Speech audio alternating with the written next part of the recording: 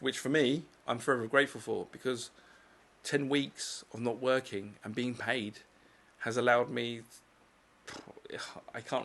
it's been priceless.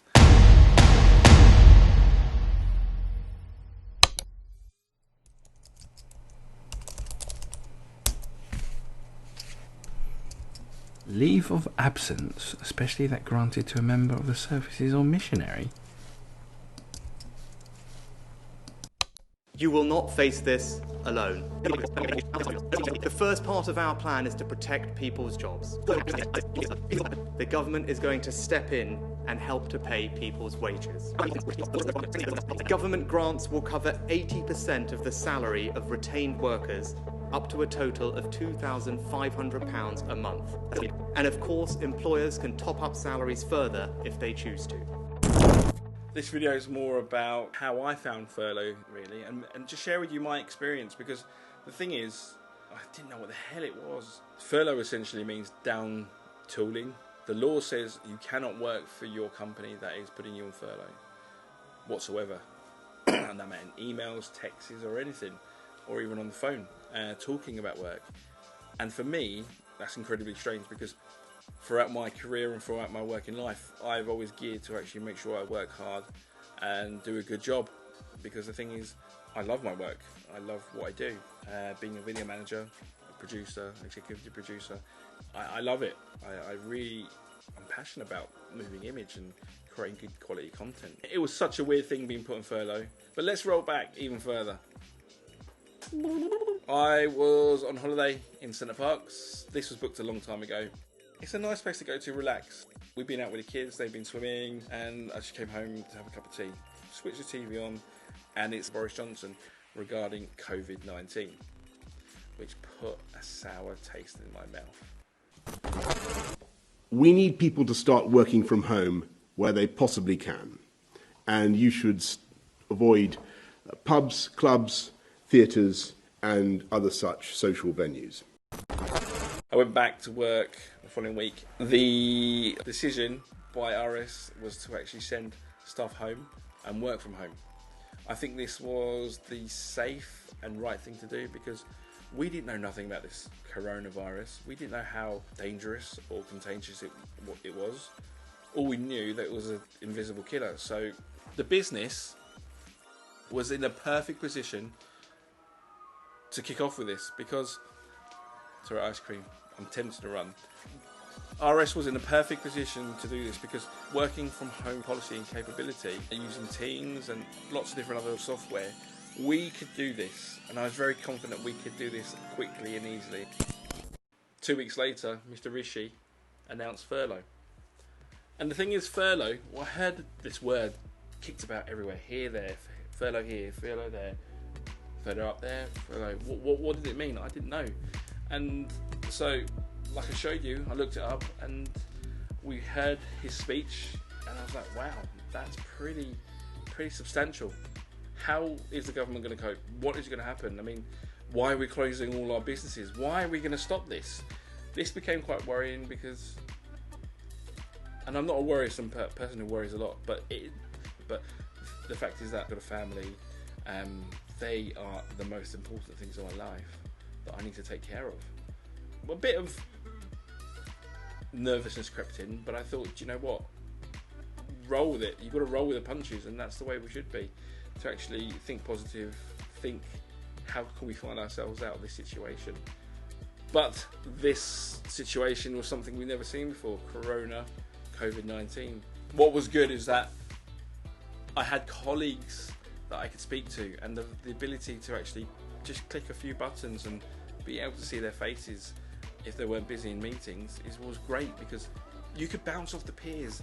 And my manager in the creative team allowed me to actually do this. It wasn't a problem actually going and talking to anyone else. It was actually encouraged to actually discuss how we feel, discuss if we have any problems, discuss if we had things that were making us feel unsettled. Thankfully I didn't feel that way, but knowing the fact that you've got the ability to talk to your peers, be able to connect to them quickly, was something I thought was brilliant, and courage to do. Thank you. So once that started kicking in, I can't remember what around about the time, this weird stuff started happening. As supermarkets impose new purchase limits to curb coronavirus hysteria. The fight over toilet paper that went viral around the world. I just want 1 pack. No, not 1 pack. Now the 60-year-old mother and her 23-year-old daughter, who were wheeling a trolley full of rolls at Woolworths Chullora, have been charged with a fray and are due in court next month. I just want 1 pack. No, not 1 pack. And there was another conversation that happened while I was on furlough, actually. It was a phone call, and it happened like this. Hiya, Daryl. How's it going? You okay? Yeah, I'm all good. COVID-19, you know what it's like. Just placed me on furlough. That's why I'm ringing, actually. I read online about RS not needing to take part in a government furlough scheme. Is that true? Oh, right, okay. Come back to you. Let me look at that. Hello, mate. It's all true. It's a huge relief, actually, still receiving that salary over that 10-week period. It just leaves me to concentrate on other things instead of worrying about when the money's coming in. Hey, that's pretty impressive. Yeah, man. Life-work balance. Oh, it's brilliant at RS. Right, I've got to run. Dinner's on. Speak to you soon.